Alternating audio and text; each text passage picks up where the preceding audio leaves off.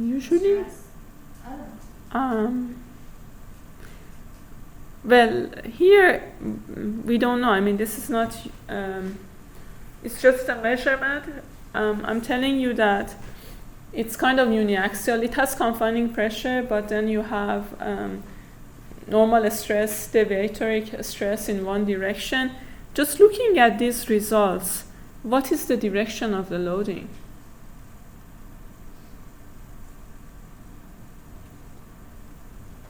Okay, let me rephrase the question. What is this phenomenon we are looking at? This change of velocity with the stress. Thank you. Change in wave velocity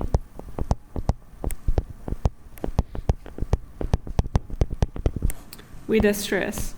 So last time we looked at the changes in wave velocity with cracking, if you have a population of cracks, remember, and also stress. Now, here you have kind of both. In the beginning, we have acoustoelasticity. This is what this phenomenon is about.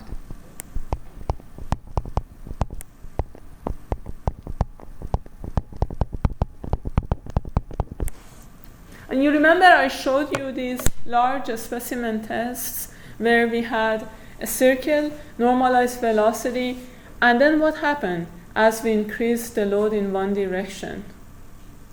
Velocity increase. In which direction?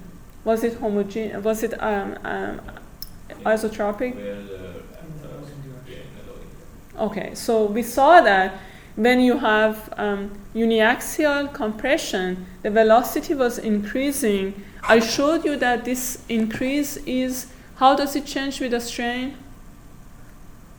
Linearly, right? We saw that the velocity was changing linearly with the strain. I used this large U for external strain. Are you remembering now? A little bit. And then we call this coefficient of proportionality beta. So basically we saw that in the direction of loading, we could see that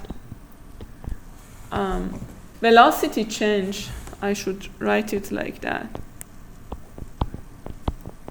Velocity change was proportional to the applied strain or stress in this case. So now with all of this, what is the direction of the load? Which number? 1, 2, or 3? 3, exactly. So you can see that the wave components which have 3 in the beginning, so I is equal to 3. V, 3, 3, 3, 1, 3, 2. 3, 3 is very obvious. 3, 1, and 3, 2 is very subtle. They are increasing with a stress, at least in the beginning. 3, 3 is very obvious. 3, 1, and 3, 2 is very small, but it's still there. So the direction of loading, this is the loading axis. So the direction of loading is the same as the direction of the particle displacement? For V33, yes. So this is the direction of loading. For example, for V33, the particle displacement, if we draw it, it is like that. Now, V31, it says that the propagation is in the one direction, right? But the particle velocity is 3. It is 3. So it is something like that. It's a wave which is propagating in the direction 1, but the particle velocity is 3. It's a shear wave. Correct?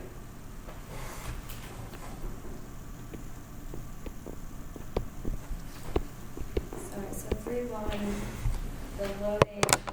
The wave propagation. So you have a sample. Here you have a sample, let's say cylindrical, and you are measuring wave velocity in different directions. This is the direction of the loading, 3. And then you have, imagine now you have 2 transducers on both sides of this cylinder like that, so, but they are shear transducers. and they are polarized like that. So you have the wave propagates from one to the other across the sample parallel to 1, but the particle velocity is parallel to 3. This is what it is. And the way that the direction of the particle displacement is dependent on the loading. This is exactly. So when we have acoustoelasticity, it is maximum when the particle displacement is parallel to the loading. You have more effect. So wait, it's maximum when the Particle displacement is in the direction of loading. In uniaxial, when particle displacement is parallel to the loading direction. If you remember how the circle became an ellipse, just remember that. This is pretty much that. It increases in the other direction, but not as much. the acoustoelasticity is maximum. The change in velocity, which is also acoustoelasticity effect, right? Now try to draw component V32, just for an exercise that you see, you know what is happening. Everyone. Which one? V32.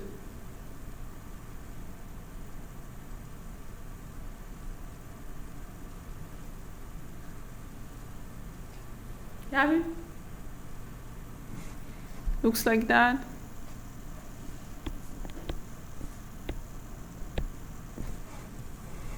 And of course, there are other components like 1, 1, for example,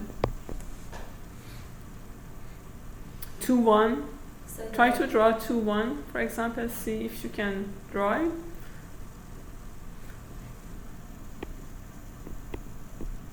Right? So we have 2 shear wave and 1 compressional wave.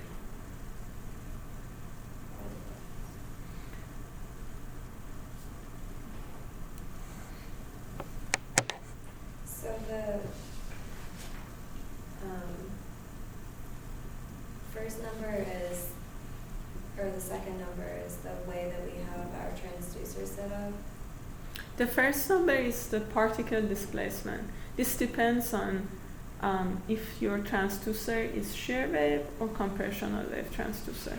So, okay. And also at which angle it's coming, as I'm showing you today, which angle you are placing the transducer with respect to the surface of the object you want to test. So this is how your piezoelectric material is exciting, pretty much. That's how it is transmitting energy to the material. So the second one is, for example, for through transmission, it depends on how you place your sender and emitter, because that is how the wave is propagating from one to the other. It also depends on the transducer type, but you can visualize it if you think about the sender transducer. Okay, so the second one is how we're placing our transducers, and then the first one. It's the wave propagation direction. Yeah. Okay. And then you said the first one is just how we're exciting our specimen. The type of wave. Questions? I'm glad I didn't give this as a quiz, right? And also remember that we talked about that velocity also changes with the population of macrocracks. So we talked about a parameter called crack density.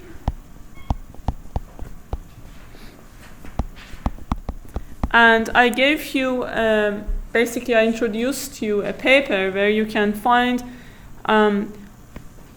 how the elastic constant is changing if the material has a population of macrocracks.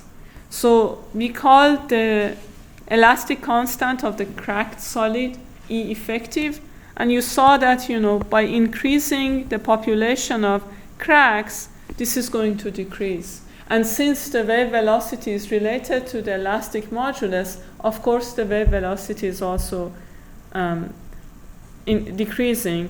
And if we look here, for example, the component 2, 2, you see that the velocity is decreasing because in that direction the acoustoelasticity is minimal, and what is happening is as the cracks open up, the velocity is going to decrease, and towards the end it goes very sharply. Now this is not going all the way to the end when the sample fails, but I have shown you results in concrete which is the case. So whenever you are applying a stress in the beginning, you have acoustoelasticity, and then macro cracking also comes into play, and you have both effects.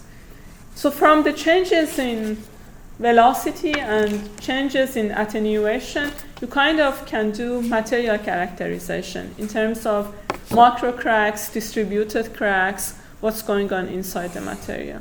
But a lot of applications are related to abrupt changes in material. When you have a fracture plane, when you have a change of material, when you have different layers of material. For example, if you have a fracture, all of a sudden you go from rock to nothing. If you have a pavement layer, you have different types of material on top of each other. And if you send in the wave, we want to see what happens to it. This is more about some sort of geometrical characterization of the medium rather than material characterization, but they are interrelated, as you can see. So kind of continuation of applications is we need to first understand reflection and refraction of waves. I put two references that you can go and look if you want to see more details, because I can't show you everything. All of these topics are their own course, so but these two references, they are available in the library and you can go and check them out. So first, let's just talk about what reflection and refraction is, and then I show you some of the applications. This is the plan for now. So for the rest of the semester, it's going to be like that. We cover this afterwards, ultrasonic imaging, then surface wave testing, then nonlinear acoustics. So now it's kind of clear how it's going to work out through the semester. And remember that you are going to submit your proposal by the end of this week. If you need more time, you can do it by the end of this week, but it can't go beyond Friday.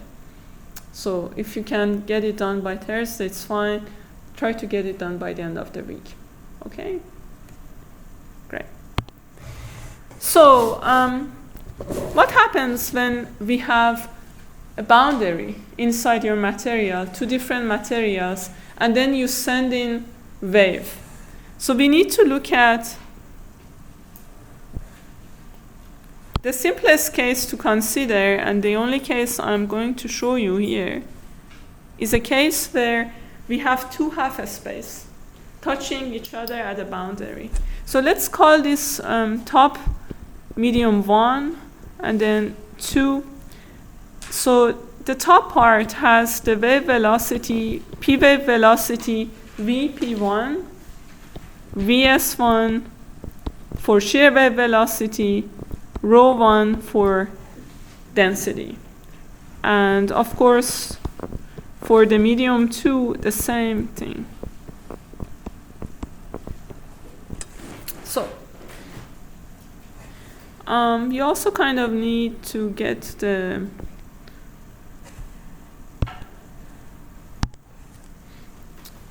perpendicular.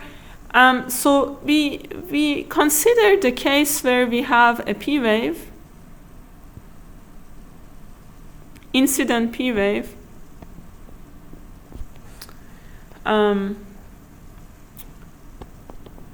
this is P, and let's call this incident angle alpha. So what will happen? You have seen some of this in optics, so what do you think will happen now?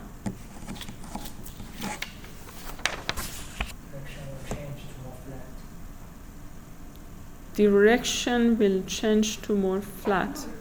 I'm not understanding. Depends on the field solid density. Right. But what happens now?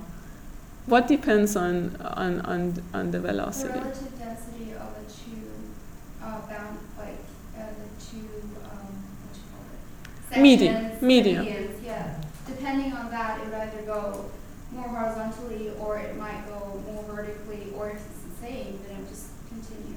Okay, so what I understand from two of you is that you think that there will be a wave here which continues in the second medium, and depending on the velocity or depending on the contrast in material properties, it either goes a little bit in this direction or in the other direction. And also just reflection. Okay, so yes, exactly. So let's work this out together. First of all, this is the direction of propagation. I also put the particle displacement with these black arrows. Okay, let's do this together so things don't get complicated. We have to make an assumption. So Mahbuba and Mingjun are right. We need to make an assumption if the second medium is stiffer or it is softer. Otherwise, we don't know what's going on. Let's assume that it's a stiffer. Remember that a lot of these topics have been developed in geophysics. And kind of in the earth, as you go down, material becomes stiffer. So that's why people, if you look at every book, this is the common assumption. Okay, so if it was the same medium, if there was no boundary, the wave would not see anything, right? It would go through. Now, it is the second medium. If there's the same material. It's not only a stiffness. That's exactly what we are developing today. What makes this to happen is not only stiffness, but this is what this is about. Let's develop this together. Now, if this was the same medium, if medium 1 and 2 were exactly the same, P wave would just go through, right? But it's not going through. Now, I'm telling you that VP2 is greater than VP1. Now, is it going to bend upward or downward? Upward, right? So let's use a different color for P. So this is incident. I show it with red.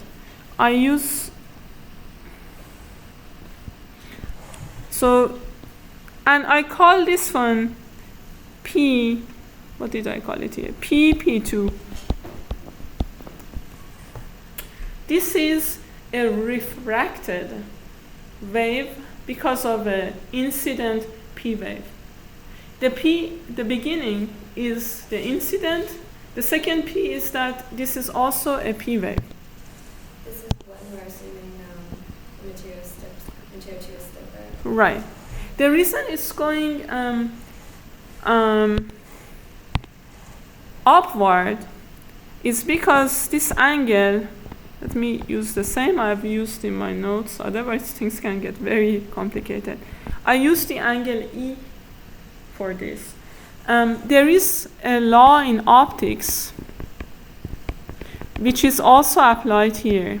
And this law says when you have a boundary like that, when the wave is reflected or refracted across the boundary, the change in angle is proportional to change in velocities. So here, for example, so far we have sine alpha over VP. This is the incident, the red. This is equal to, this is VP1, very important. This is equal to sine E VP2. Now, since VP2 is greater than VP1, E has to be larger than alpha. That's why it bends upward. What else is happening here? You should know a little bit. Probably you know a little bit more. What else? Is this all? Reflection. Reflection. So this is called refracted.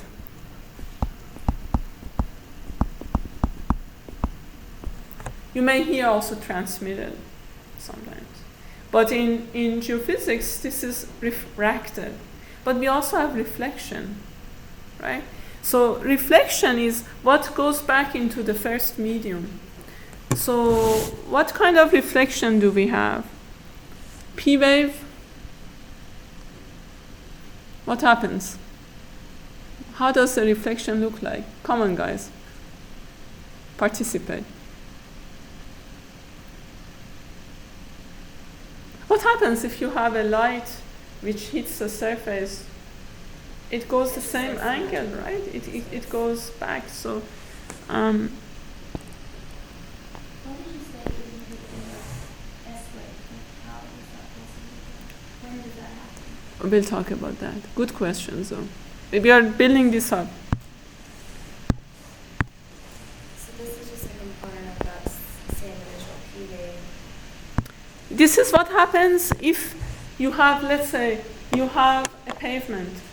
You have asphalt and then you have subgrade, right? Then I go with my sensor, or you go with the hammer and you hit. And then the waves start to propagate, but this is not a half space. Asphalt has different properties than subgrade. At the boundary, going from asphalt to subgrade, this is what happens. So part of it is going to Part of it is going to reflect, part of it is going to transmit. And then, okay. And the beautiful thing is, all of that, as you will see, depends on the material contrast. So by studying this reflection and reflected waves, we can actually understand what's happening in the ground.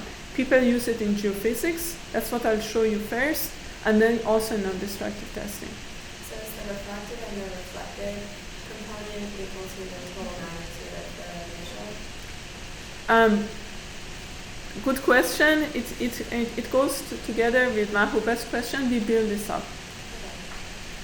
Yeah, the energy has to, we have conservation of energy. So whatever happens, the incident and whatever happens afterwards, they have to have the same energy. I can't go to all the details, but we'll explain that.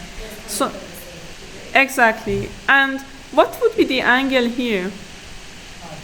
Also alpha. Why? But there is a reason.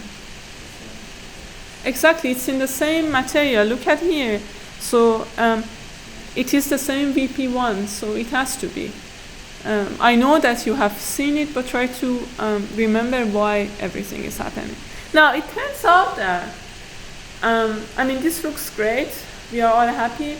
It turns out that if you write the equilibrium and the energy equilibrium for energy transmission across the boundary, if you only have these three waves, you are not going to be able to satisfy those equations, because at the boundary, so this is we call it a slip-free boundary. That means there is no crack here, pretty much. Like everything is intact.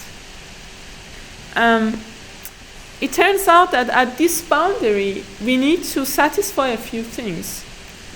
So I write it down. So on both sides, we have to have the same normal displacement.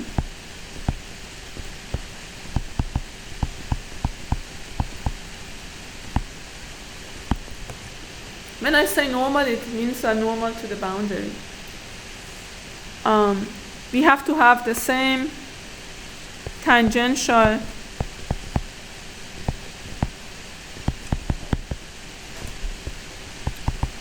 displacement. And then we also have to have, what else is continuous at the boundary other than displacement if it is a slip-free? Stress, right? We also have to have the same normal stress and tangential.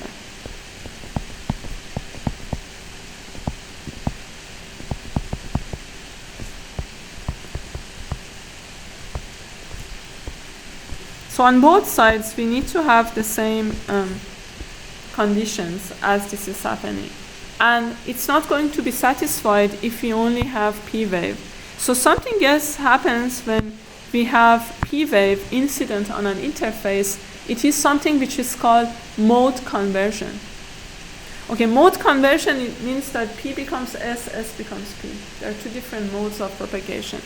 So now, if I tell you that we have a reflected S wave, would it be reflected to the right of reflected P or to the left? Let me write this also correct. PP1. Yes, exactly. So the velocity of S wave, as you know, is smaller than P wave. So if I give it, what did I use here? Beta. If the reflected SV is it if the incident is beta, since it's happening to medium 1, the beta will be smaller than alpha. So here, and this is beta. And now, what S component is it? Is it SV or SH?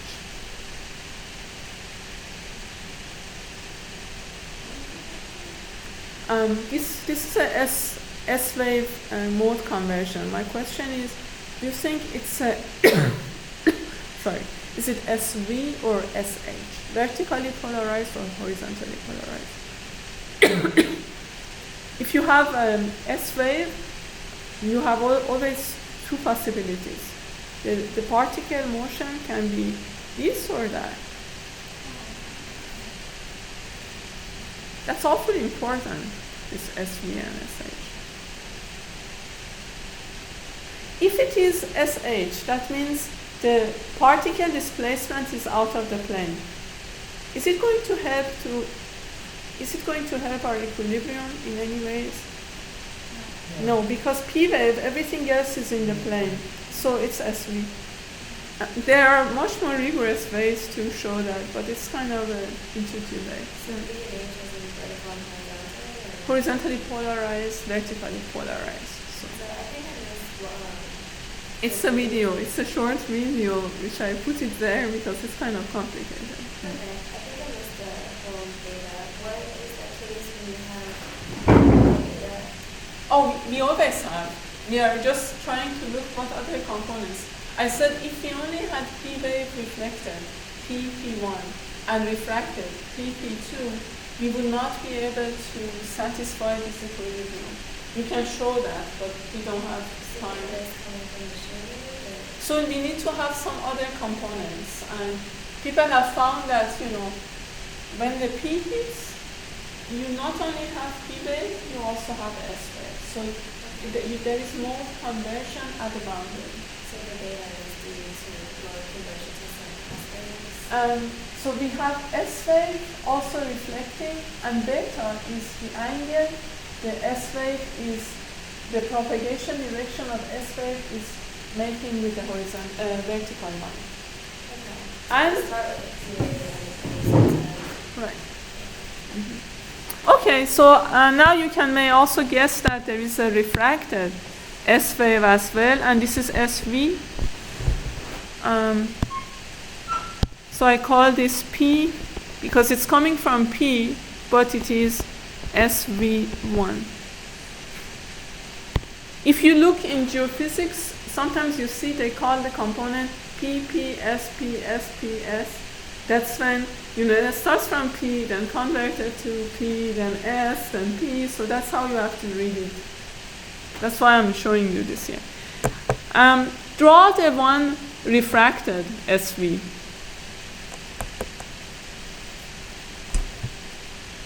Where does it fall? Yeah, it will be below, right? It's the angle will be smaller than E. Something like that. I don't know now.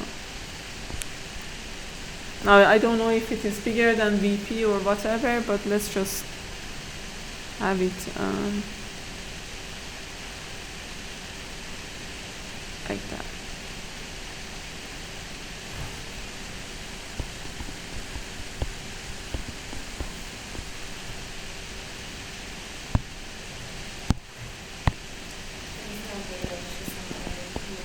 This is a new angle, and we call this, just using what I've used in my notes, otherwise I can write down the equations for you. It will be F. Okay. Now, before writing the equilibrium equations, just a quick reminder, you know, when you have a P-wave incident like that, also have axis. So this I have X in this direction and Y in this direction. So then Z is towards me.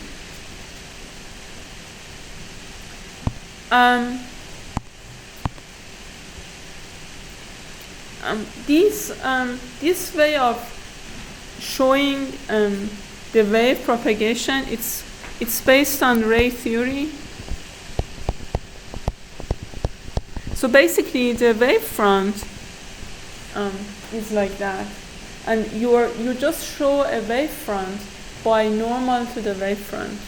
So that's also something important to know. So what we are showing is only normal to the wavefronts. And if you wanted to really derive these equations, we don't do that. But this would be the way to do it.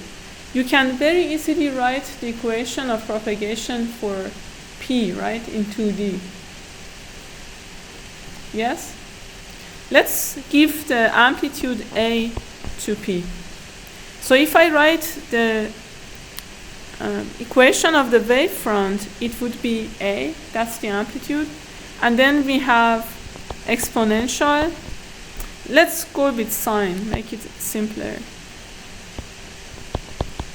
Instead of complex, I just go with sine. Sine omega t. And this is a wave which is propagating in the positive y direction and positive x direction. So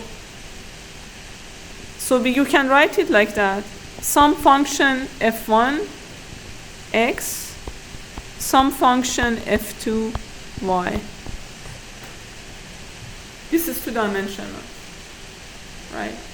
It's propagating positive x and y. I've shown this to you at some point before, why these are negative. So if the time is increasing, as you can see, you will see that the wave is traveling in the positive x and y.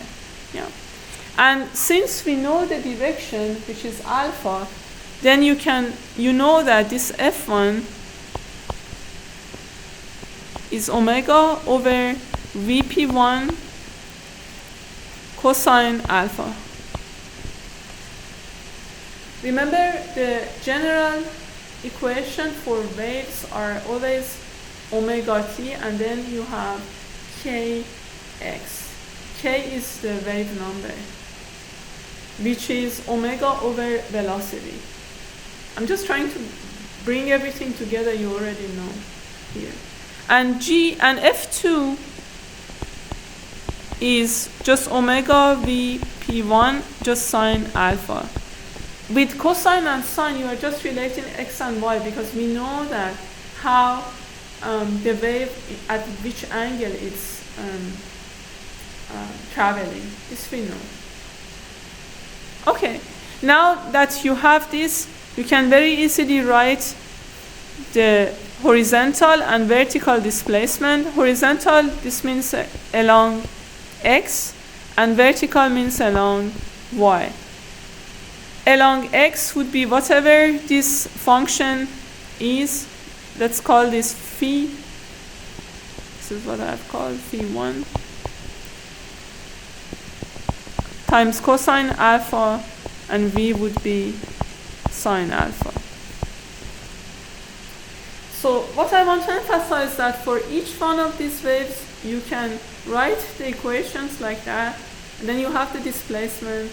You know the relationship between stress and displacement, so you can set up this equilibrium yourself. It's not that hard, but it is very long to do. And you already know all the information to do that. Now, the amplitudes of the other waves, I've given them these letters. So A is the incident, PS1, let's see, PP1 reflected P wave, I've given it C. So instead of A is C. You can set up the same kind of equation for each one of them. For PS1, that's the reflected S wave, I've given D. Just this big amplitude. And then we have the refracted P, E. So the large E and a small e correspond. And then we have F corresponds to a small f. So the angles we kind of know. We can also continue and write down what would be the angles E and F. We can use the Snell's law, and it's easy to calculate. So we have sine E, and that's VP2, right? And then we have sine F, these are these angles, VS2. Remember that SV and SH have the same velocity, so this is not a problem. So with the angles we already know. What we want to find out are the amplitudes now. So what happens to the amplitudes? And for that we need to write down these equilibrium equations. I only give you the final equations without writing them down. But again, if you wanted to, you could start from where I started for the incident, for all of them, and then you can set up all these equations. It's not hard. Okay, let's write down. So if we equate the normal displacement, I call this, let's say, sigma, what color should I use? I use black, so it becomes better. If we equate the normal displacements on both sides, this is the equation we get for the amplitudes. A plus C. So remember what these are. A is the incident amplitude. C is the reflected P wave. Cosine alpha plus D sine beta minus E cosine E minus F sine F is equal to 0. For tangential displacement, if we equate them, we get this equation, so I just write them down.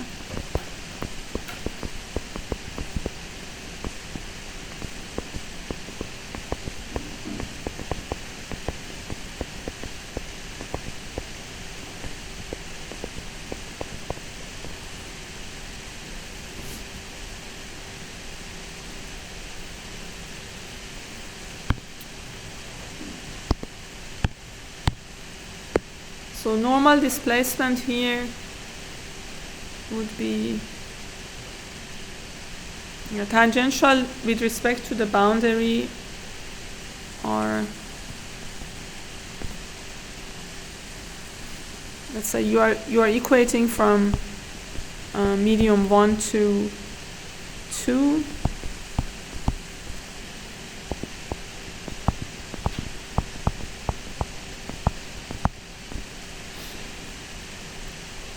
So normal stress would be, this is normal to the boundary, and tangential is, let's say, I put sigma, that means summation over all the components reflected, refracted in each medium that you have.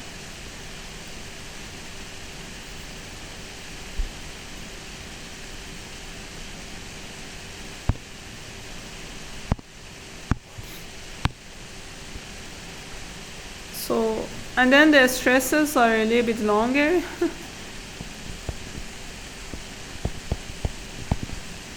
Cosine 2 beta plus d es1 vp1 sine 2 beta e.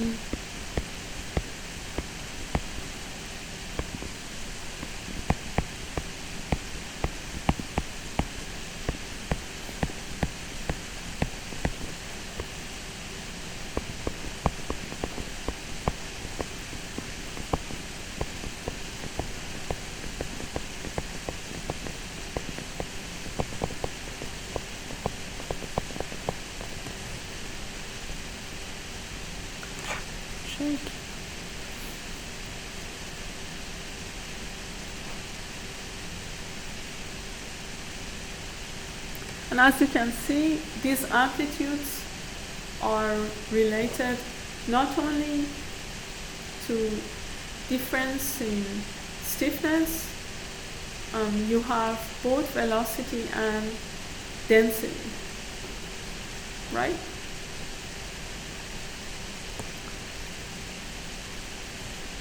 So the last one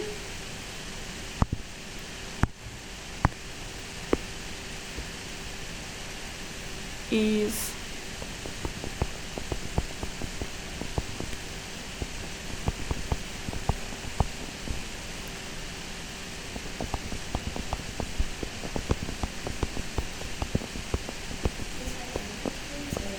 yes, so this A here, C, E, F, D, these are the amplitudes of, you need to know which one. So A is for the incident, D is for, yeah. So, yeah.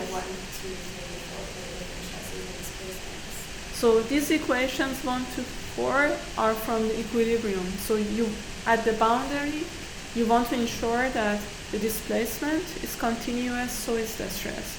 So if you equate from one to the other, so we can calculate all these with those equations we were studying that the possible levels are related to the amplitudes. because we know the directions, but the amplitudes are very important. Because if, for example, if you want to detect a boundary and you want to see what type of material it is, it's important to know what you are getting, where it is coming from, which contrast it has experienced, etc. Yeah.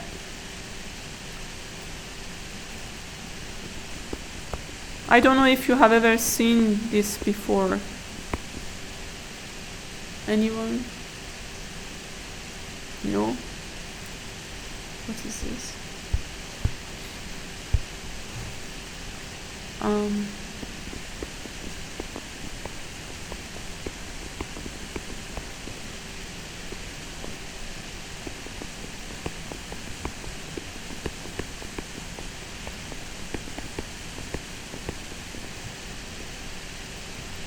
E, and then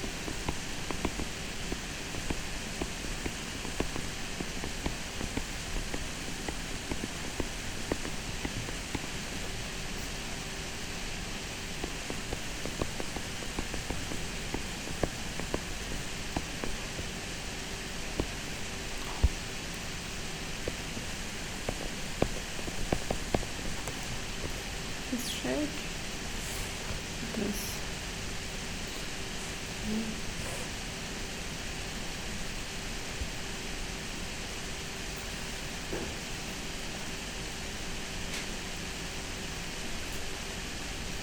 If you like to try it, It's easy to try it for a vacuum if you have nothing else. Just that you see how these formulas, it's very easy to really derive them. If you just use the equilibrium and what you already know, you can write it. So it's not too bad. But it's just long. Okay. Now, these are the general equations. So as you can see, what you see inside the density and the velocities, both P wave and S wave.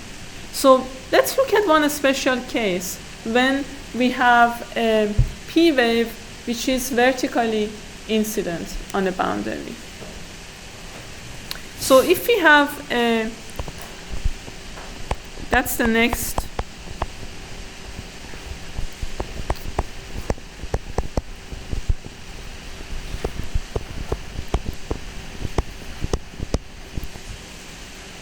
That means that the P wave is perpendicular to the boundary. So, like that.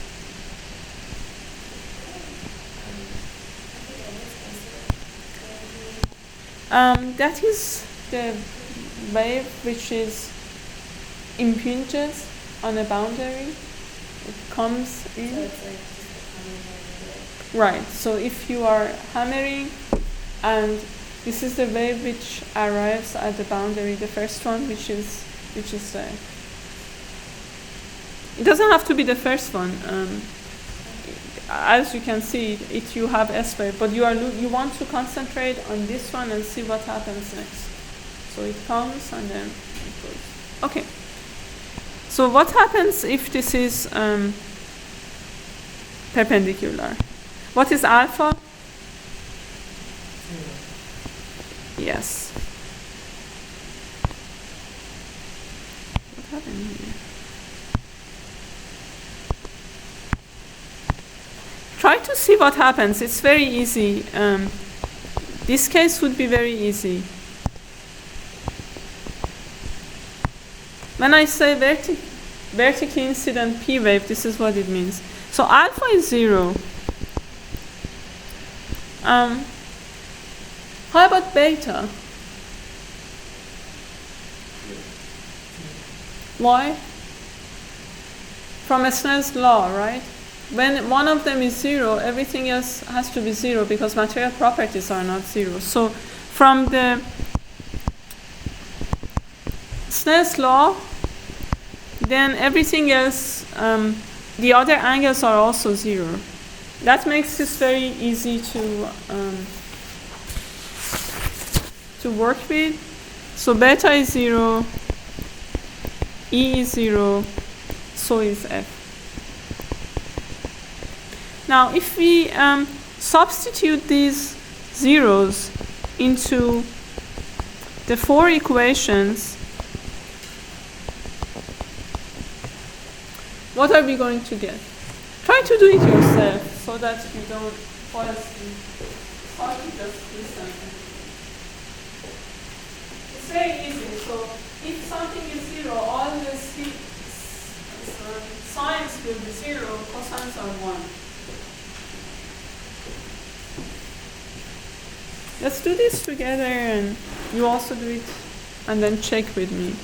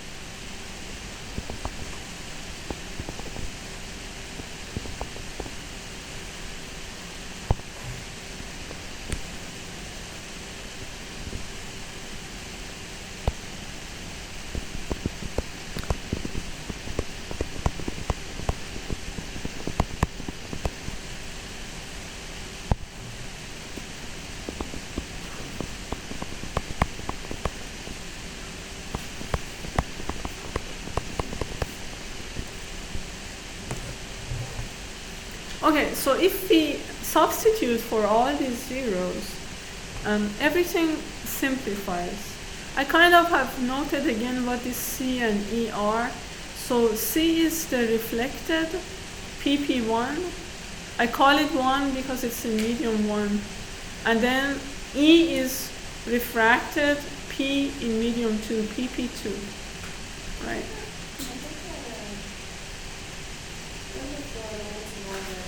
Yeah, I have just if you play with it a little bit more, you can get it. Don't worry. Yeah, because you have VS2, it can cancel out with the other.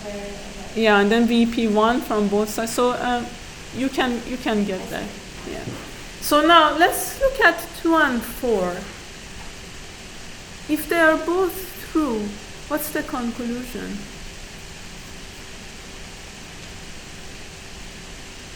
In a general sense.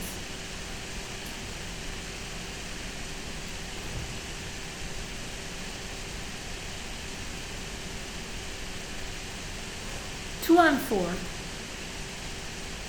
One it says D is equal to negative F, and the other one is D equal to F times the quantity. If this is always true, what does it say? That they are both 0. In other words, we don't have any S wave if you go vertically incident to a boundary. So, okay.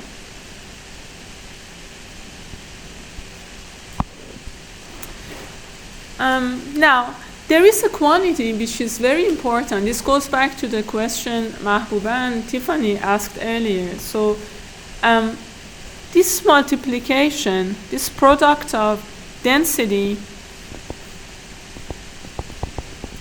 times velocity.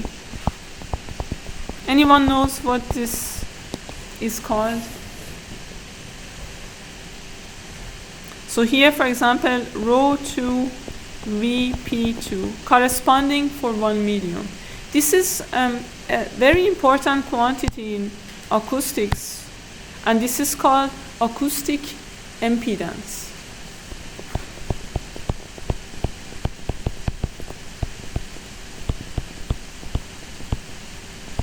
A lot of times people show this by Z. For example, here would be Z2.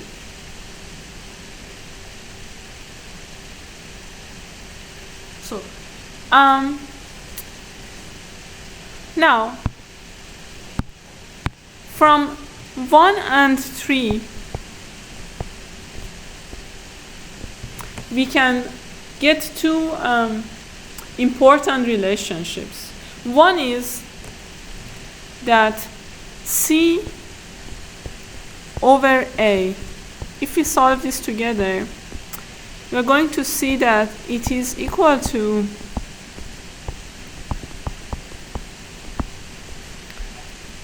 where Z1 is rho 1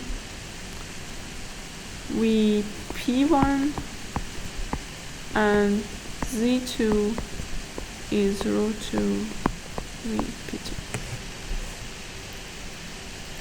So the product of density and velocity is called acoustic and impedance.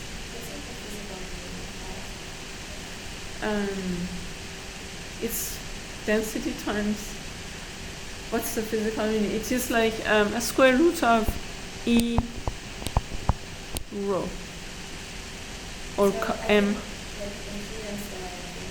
Mm-hmm. What do you think about impedance? So here, if you have an impedance contrast between two material, that's when you have all of this. As you can see, if Z1 is equal to Z2, then we have no reflection. So it is similar. That's why it is called acoustic impedance. Basically, it shows the contrast, the acoustic contrast between two medium from the acoustic point of view. So it's not only the velocity or stiffness, density also plays a role. You can have two mediums which have the same velocity, if their densities are different, you're going to see a reflection. So this quantity that we are looking at, let's think about it, what it is, C over A. That's the ratio of reflected PP1 to incident. So this is called reflection coefficient. Sometimes people show this by R.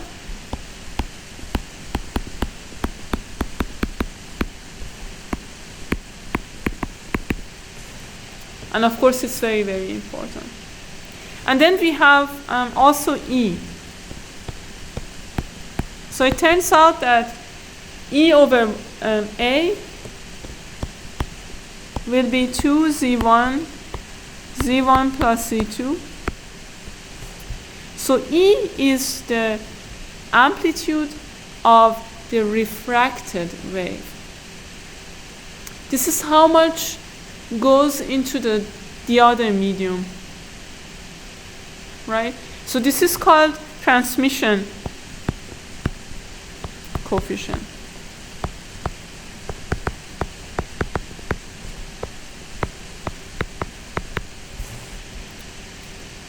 Of course, remember that if this was not vertical, this would have been a lot more complicated. But the concept stays here.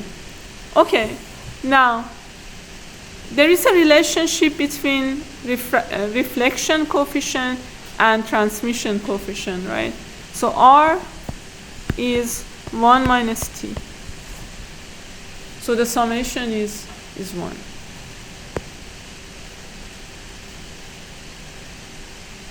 So this says that if you have a medium which has the same acoustic impedance as the other medium, there will be no reflection, right? There is no reflection. So if you want to use reflection as a non-destructive tool, it's good when you are looking for an object, a layer, or anything which has a large acoustic impedance contrast to the surrounding medium, if you are using reflection. Right? Correct? Not necessarily have to be the same material, it just have to have the same acoustic impedance for it to Exactly. Exactly. So you have bad luck if the change in density and velocity is such that they compensate each other. But this doesn't happen much because kind of if the material is not as dense, you don't have a high velocity, so it would be very unusual. No, it doesn't happen. Pavement has a different challenge now that you asked about it. I told you that in geophysics, the velocity increases with depth, and this is something good. That makes everything easy. Pavement is the opposite. So when you use seismic methods to characterize pavement, it's a pain to back calculate for modulus in using seismic methods. So I've spent 2 years comparing FWD with seismic all over New Jersey. It's a pain to back calculate those modulus, but that's a different story. So pavement is actually, it's not the best medium for seismic methods. However, if you are just interested in the first layer, just the top layer, you're going to get enough reflection so you can characterize the top layer very easily. The problem occurs if you are interested in the whole layering, a stratification of the whole pavement layer system. Then it's tough because the velocity is exactly opposite to geophysics, where you have the velocity goes like that, if this is the velocity depth, it becomes larger. Pavement is like that. And that's just because it's man-made. Different layers, it's not Right, really because the it's material. more expensive. Yeah, exactly. Yeah. Exactly because of that. Anyway, so here it is. Now, if you look at some special cases, what happens if we are at a rigid boundary?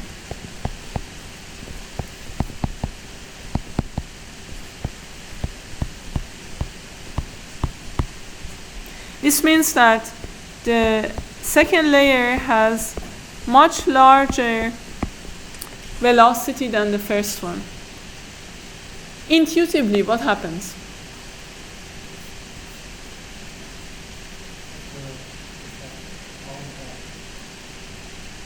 If it reflects everything back, if the second medium is much stiffer than the first one,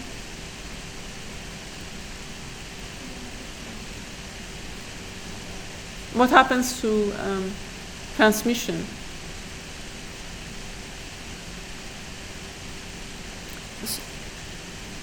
So let's just look at it then. If Z2 is much bigger than Z1, what happens? CA is it approaches -1, correct? And the transmission is 0. So the intuition is correct. What happens is that the wave bounces back pretty much with opposite amplitude. So the amplitude of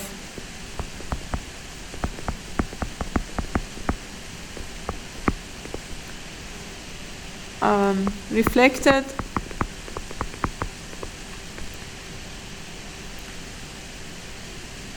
wave, P wave, this is P wave, P1, will be, it changes sign. What does that mean? There is 180 degrees phase difference.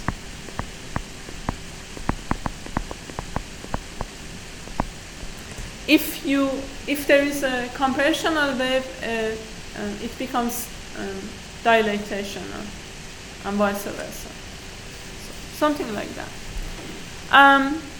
And then what happens at the free boundary?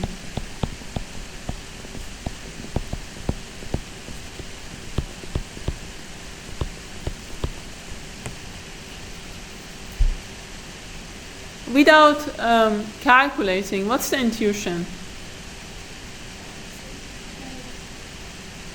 What happens to reflection?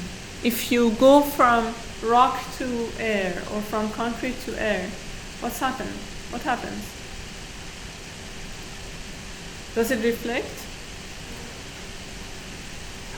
It doesn't reflect? No?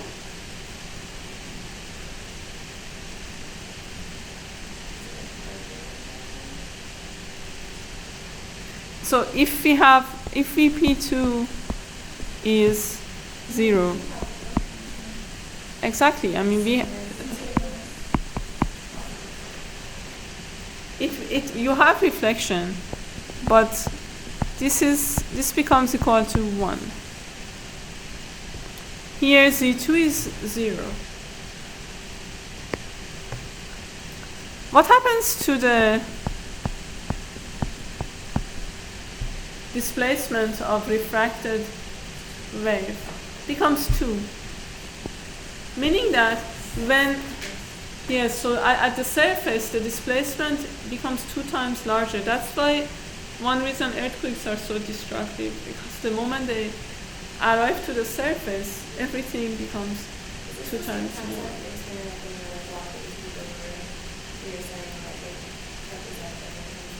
Yes, it's very similar.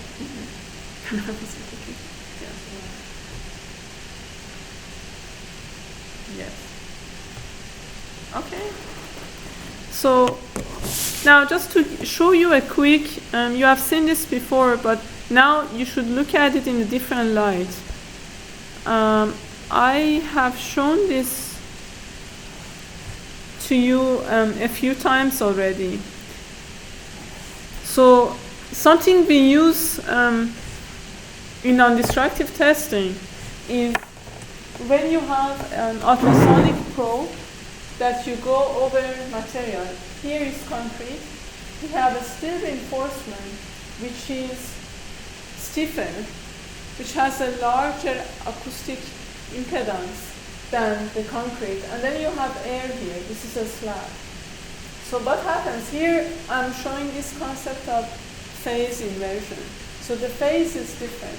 So one analysis that we do, this is kind of a state of the art, not everyone does it, but what analysis that we do at the location of reflections, we also look at the phase. So if you look at the phase, if the phase is not changed much, you kind of know that this interface is between concrete and a material with lower acoustic impedance. Here, if you look here where we have rebars, the phase is kind of reddish. This is field measurement, so nothing is perfect, but it is kind of reddish. So you see that here you actually have almost 180 degrees, almost, because this is not a perfect rigid boundary either, right? It has some values, it's just larger.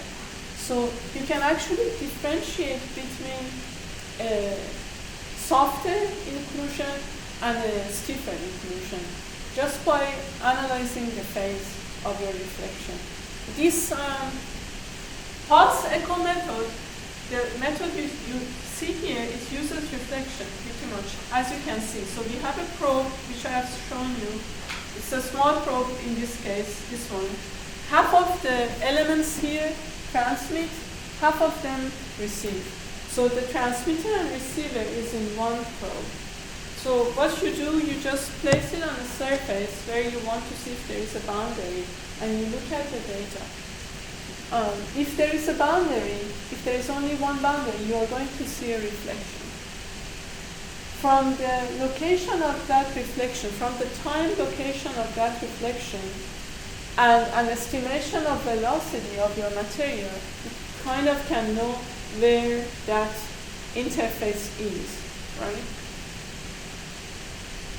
I'll show you this when we talk about reflection next time, but if you know the velocity here, you know what is the distance between the two, it kind of, it's very easy to relate this time to this distance, right? Just from right here. Now, if you move the sensor next to itself and you put the data together, you go from an A scan, which is just one signal, to a so-called B scan. Now, in B scan, typically we only look at the amplitude. Wherever you see a large amplitude, that means that there is an interface there that is reflecting the energy, right? Now, today we learned this formally, and what I want to say is that it's also interesting to look at the phase. There is a way to measure the phase instantaneously. Okay? So when we look at the phase, then we can not only know where this boundary is, we can distinguish between a boundary between concrete and a material which is stiffer or a material which is softer. This can be very useful. For example, if you have a piece of metal inside your concrete, this has happened to us. We knew that we have a piece of metal, but you would get a phase as if it was air. What do you think the reason was? So we had a situation in a tunnel where there was a piece of a structured metal inside tunnel lining, without going into the details. When we tested it, we located it. If we didn't look at the phase, we would say, okay, this is where they thought this piece of metal is, and we could see it, yes, perfect, without distracting or anything. It was maybe 2 feet down.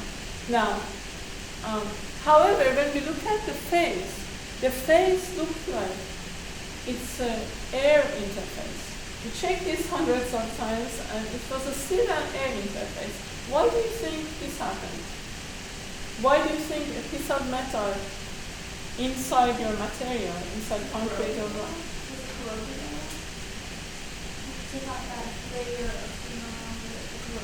Right, there was a debonding. So the problem was exactly, since I don't know if it wasn't corroded, I think, but it was just debonded from concrete.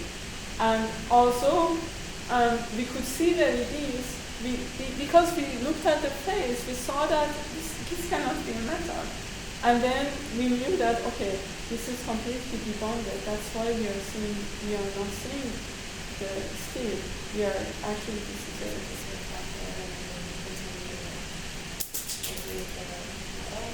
yeah, so instead of metal, imagine here that if I had here an air between concrete and metal. Yeah, so like when it gets corroded, it starts from the surface and it's like pieces of, it's like you're losing iron. Yeah, but I know that corrosion-induced lamination, this is something that I worked on a lot. But it's not immediate. So if you have corrosion, it takes a while until this corrosion product, they become, so thick that then you start really seeing that interface as completely. This looks completely like air. It wasn't something in between. It was so obvious that we kind of were sure what's happening. But you are right. This could be a mechanism. I don't remember why. I mean, we didn't open it up. It's in a Eisenhower tunnel. This was not opened up to see why this had happened. But this became obvious that otherwise there would be no other reason. We looked at the old construction maps. So there was a piece of metal. We had found it, but apparently there was a deep debonding there. And this is how it is the same with corrosion of rebars. When you start to see the lamination, the phase changes. This is just that you see all of this information is not just theory, it is being used. And of course, in reflection and refraction surveys in geophysics, it's all based on the formulas that you see here. And that's what I want to actually show you next time. Any other questions?